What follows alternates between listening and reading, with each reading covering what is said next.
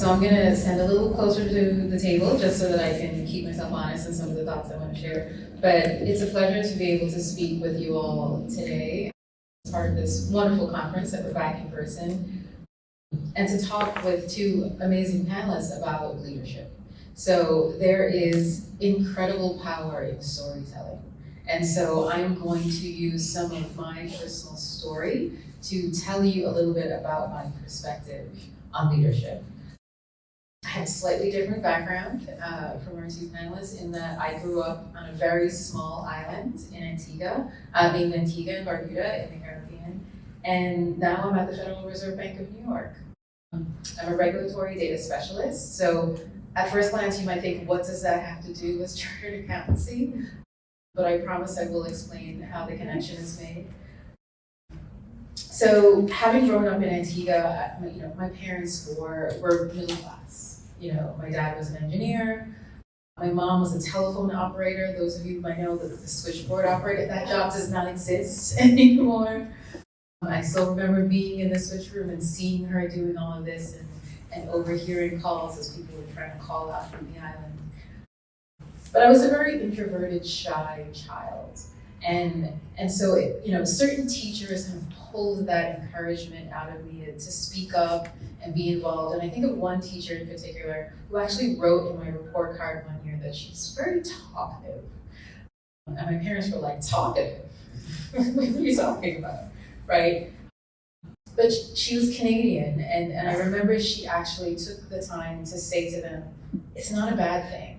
Some people might say that that's being bossy, or she might sit and say to a child, teacher, let me show them. And that might come across as her feeling the need to control the situation. But she was like, no. That is an early sign of leadership. So nourish that, encourage that, because that willingness to see where someone needs help and step in and provide that help is something that a true leader needs to be able to do, and to do it innately as well. So that was my first real example of someone who said, leadership can be grown from a very young age. It doesn't require a certain level of experience. It really just requires a change in perspective. From there, my parents got an opportunity that they gave to me. For those of you from the UK, cable and wireless, I don't even remember if it's still called that. My dad was an engineer at cable and wireless. My mom was a telephone operator at cable and wireless. So, my dad got the opportunity to become the CEO of different branches in the Caribbean, and I was in high school at the time. So my parents said, okay, you can either choose to move with us every couple of years, start over, make new friends every year and a half, 2 years, or you could just pick a school and go to boarding school, have your same set of friends, live your life, and move on. And I thought, this is a chance, I'm gonna take it. And I don't know why people thought we were crazy at the time. Maybe it was the precociousness in me. My parents let me decide. So I decided to go to a boarding school in Canada. Maybe that Canadian teacher in primary school helped. And off I went. Although I wouldn't say that my perspective on the world was narrow, it was definitely a lot more limited. I'd only ever been to New York to visit family, Florida to go to Disney World, and a handful of other islands in the Caribbean. So moving to a town outside Toronto, seeing snow for the first time, walking through knee-deep snow for the first time. Yeah, with icicles on trees. It was life-changing experience. But I would say it was also life-changing in that, we had to do community service and play a sport and still excel in school. So that real focus on doing all of those things at the same time taught me balance. And it really taught me prioritization. It taught me how to be able to say, I'm overwhelmed right now and I need some help. Or vice versa, to see in someone else and say, I think so-and-so needs some help. Talking about cultural awareness, my roommate in high school was Japanese. I'd never met someone from Japan before, right? So that interaction and having friends from all over the world taught me to have an open perspective. It taught me cultural awareness. It expanded my mindset. so that I could see and understand and appreciate the different ways people looked at the same situation. And that is something that is also critical to a good leader, to be able to see and to feel and to understand. You and I might both walk up the stairs and I think, oh, it's a beautiful day, it's so sunny. But then you could look out and go, oh God, it's so hot outside, right? And I have to understand that that's your perspective. While I was in Canada, I did have an opportunity again, after completing my bachelor's degree, to interact with even more people. So some of my bachelor's teachers were very unique. And that's an easy thing to say and also can be a nuanced thing to say. But there were two in particular that come to mind. And one of them was very kind. I was in Canada, I knew almost no one, and he invited me to his home along with his wife for Canadian Thanksgiving, which I think is a week before American Thanksgiving. And that was the best turkey I've ever had, by the way. I don't know what he did. He was French Canadian, and it was wonderful. But that moment of kindness and of empathy, to be able to see that, okay, she's on her own. What can we do? Let me bring her in so that she feels that sense of community was wonderful and really touched me, but also taught me a very important lesson. Another professor was someone who worked in industry. So he wasn't a professor, so to speak. But he was a wonderful teacher, and he would often take time outside of class to sit with students while having lunch to really help us understand, like, everything you just learned in the classroom, this is how you apply it to real life. This is how you make it real. This is what it means. And he really stood out for me as someone who broke the stereotype. Like, you don't have to be a certain type of professor. You don't have to be a certain type of professional. But you can also take the time to educate others and to pull them forward in their journey, which is also another thing that I think a great leader has to do. Once I finished my bachelor's degree, I really did wonder, what next? What should I do next? And at that time, my parents had retired, so no more switchboard and no more engineering. But they got offered the position of working at the High Commission for Antigua in London. And so, although they had always said to my brothers and I, like, we will cover the cost of a 4-year degree for all of you, I thought, the precociousness of me is like, I'll do my bachelor's for 3 years and use the last year to do my master's. Since you said 4 years, I'm going to use 4 years.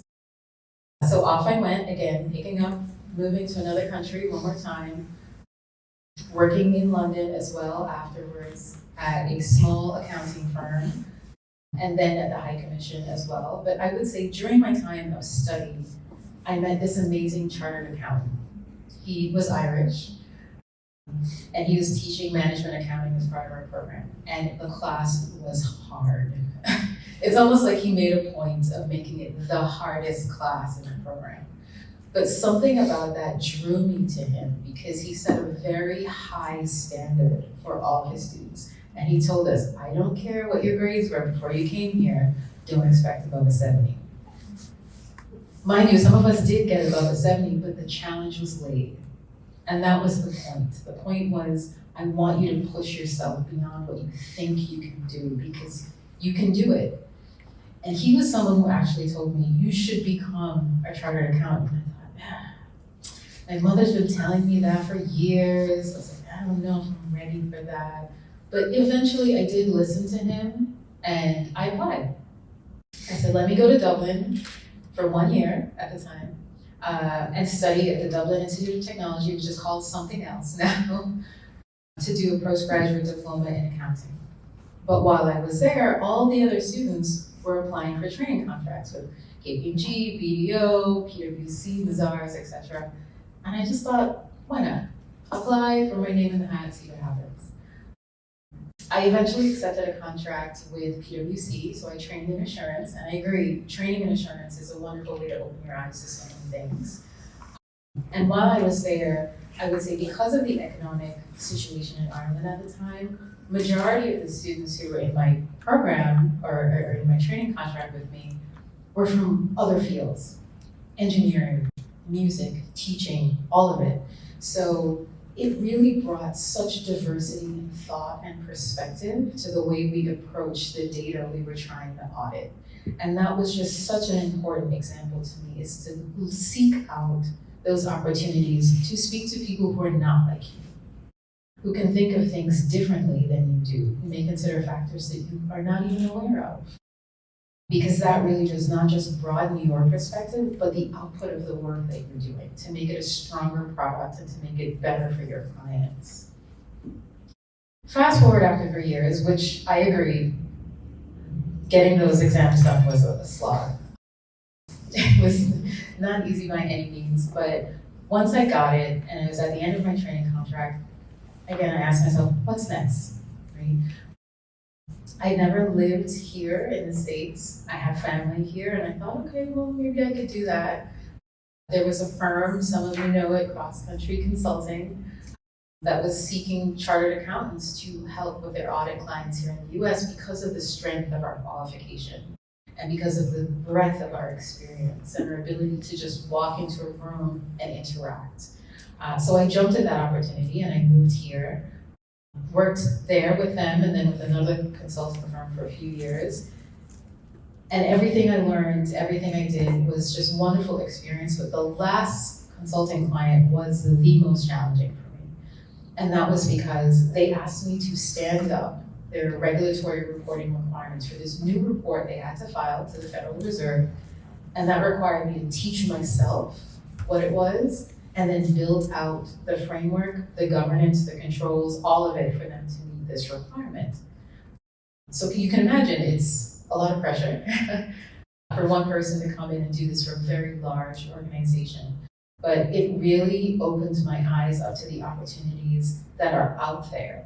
And that perfectly placed me for when a friend said, Chalene, there's an opening coming up at the Fed. Would you consider applying for it? Because you're kind of doing the work anyway. And it didn't occur to me to ever think I could work at the Federal Reserve. So that person who had never worked with me saw something and opened a door for me, right? And I think that's something else that a good leader has to do, to be able to see those opportunities, to create them, to create that space for other people to grow and to excel. Now that brought me to the Fed, where although I deal with data every day, and I said I tie in with the accounting piece, I do actually use a lot of the accounting training that I've gotten through the qualification at the Federal Reserve. So a big part of my job is interpreting regulatory reporting requirements, which are grounded in GAAP and in some cases in IFRS. So every now and then I have to dust off my IFRS books and tie things together for our international firms who are filing to the Fed. Now, again, you might say, Chalene, why are you telling us all these snippets of your life? And what does that mean for the story of leadership? And really, to me, each story I just told you pulls on a thread that has made me the leader that I am today. Having that sponsorship, that mentorship, having people open doors for me, having people teach me about different perspectives and cultural awareness. Those are all critical factors to being a good leader. As Simone mentioned, communication styles, to be able to change your tone, your word choice, how you speak to someone between them being a junior associate to the CEO of a company. You need to be able to do both, sometimes simultaneously in the same conversation. So that agility, mentally, emotionally sometimes, is something that I think, along with the softer skills, build on the technical skills that chartered accountants have. And that's the beauty of this qualification, is that it's not just about understanding how to read a balance sheet and an income statement. It's really about understanding how to be agile, how to learn on your feet, how to pivot real time in a room, how to interact with a lot of different people in a lot of different situations, often under high pressure, and to come out, cool, calm, and collected, but to still be able to do that work, even though you might be quaking on the inside. And so to me, leadership is a couple things. And I just want to close this out by saying, leadership is about empathy. It's about compassion. It's about authenticity. like Dion mentioned, right? It's about communication, like Simone mentioned. It's really about being a well-rounded person, about leveraging the experiences you've had over the years of your journey to not just impact the people around you, but to continue to educate you in what you could do better going into the future and to pull people along with you. So you have to lift as you climb and create that space. So for the students who are ultimately going to listen to this after the fact, and for those in the room, regardless of your age, your career, your tenure, be a mentor, be a sponsor, in the same way that someone was that for you. Be a role model. Seek out those who need help. Offer it willingly. Say yes. Challenge yourself, push yourself, because those are all really important factors to being a really impactful and effective leader. So with that, I think I'm handing it to David for some Q&A. Thank you very much, Chalene.